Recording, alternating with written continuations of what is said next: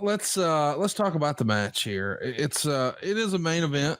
It's a big deal to be in the main event. The show does 255,000 buys on pay-per-view. It's the third highest of the year at this point, behind the Rumble and Mania. Really? It beats SummerSlam, dude, which I can't believe.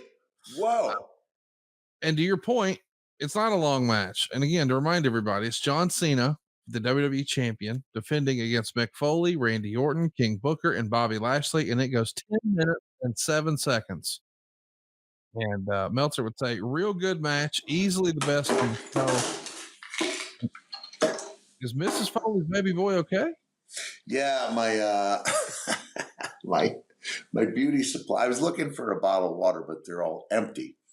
And then a couple things. Bladder's working overtime today. You've chugged quite a bit of water since you've been out. You got to stay hydrated when you're in another country. So generally speaking, when WWE ends its pay-per-view shows 20 minutes before the 3-hour mark, and in most cases they're shorter than anyone else who does pay-per-view. The great champion from the past here was JBL, and the ring announcer Justin Roberts ran a hilarious acceptance speech. JBL got his radio show plugged, his Fox News channel appearances plugged, and they talk about how he grew up dirt poor, just like every son of a successful banker, and the match was all action. They tried to build a few spots for Cena Lashley, since at the time that's what they were building for the next pay-per-view, but it wasn't one of those blood and guts crazy performances for Foley, since he was not the focal point, but he did fine. The big spot of the match was Cena giving Lashley the FU through the ECW announcer's table. Booker gave Cena the axe kick, but Orton saved. Orton gave Cena the RKO, but Foley saved. And the place had a big baby face pop when Orton used the move on Cena. Foley hit the double arm DDT on Orton and pulled out Mr. Socko. However, Booker super kicked Foley, and the finish of the match saw Orton give Foley a field goal kick, and then Lashley speared Orton. Cena then pinned Foley after an FU, 3.5 stars. So, hey, man, not a bad gig if you can get it. You're going to get great money for 3 matches a year, and it's a 10-minute match. Hey, and I'm only in it for 3 of those minutes, so could have been worse. And I'm resting intermittently, between those 3 minutes.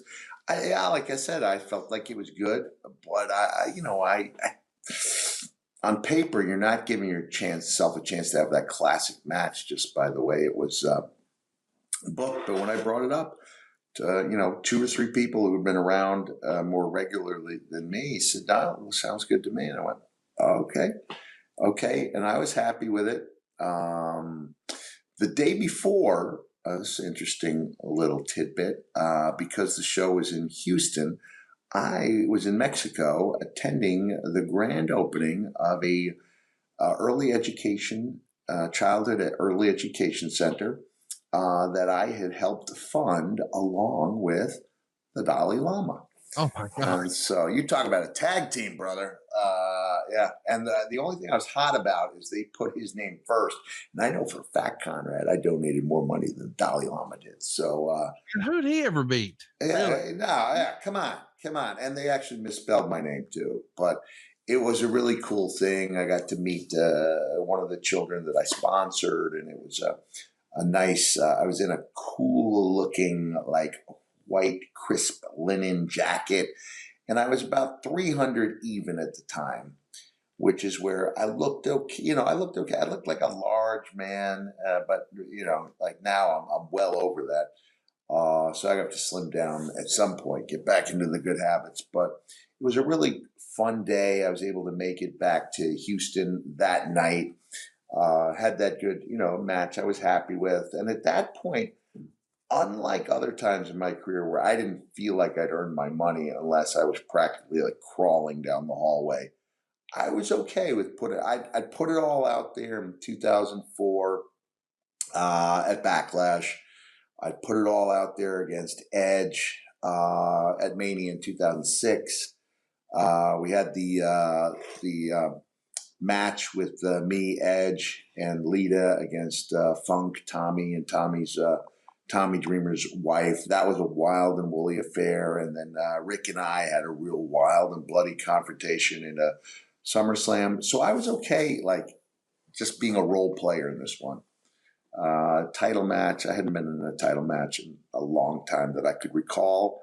and I knew it was good. I knew it wasn't classic, but it was a pretty good accounting of myself. And I said earlier, played to my strengths, avoided my weaknesses, so that I wasn't like a glaring hole in that match. And I was happy with it until the events of the next day.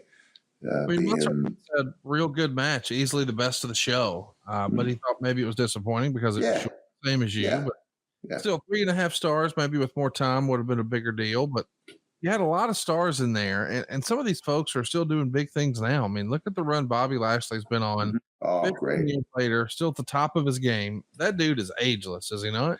Yeah, I think he looks younger. Yeah, Yeah. he's found the fountain of youth. Ponce, he must know the de Leon descendants because he's found that fountain of youth. He's taken. Benjamin Button of wrestling. Real. Getting younger. And Yeah. of course, he's coming off the big WrestleMania appearance with Donald Trump. You had the history with Randy Orton. King Booker is obviously a Hall of Famer. And John Cena, man, the franchise. And just to be rubbing up against those guys and being well received and hearing the crowd has to feel pretty good. But in the back of your mind, there is this, hey, what's going on with Chris thing?